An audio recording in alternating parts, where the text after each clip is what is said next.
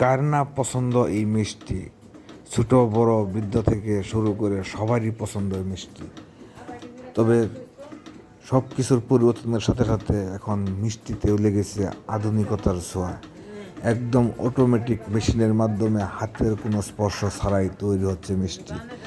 যেখানে 10 জনে কাজ করে মিষ্টির দোকানে, এখন একজনেই কাজ করছে সেই 10 জনের কাজ।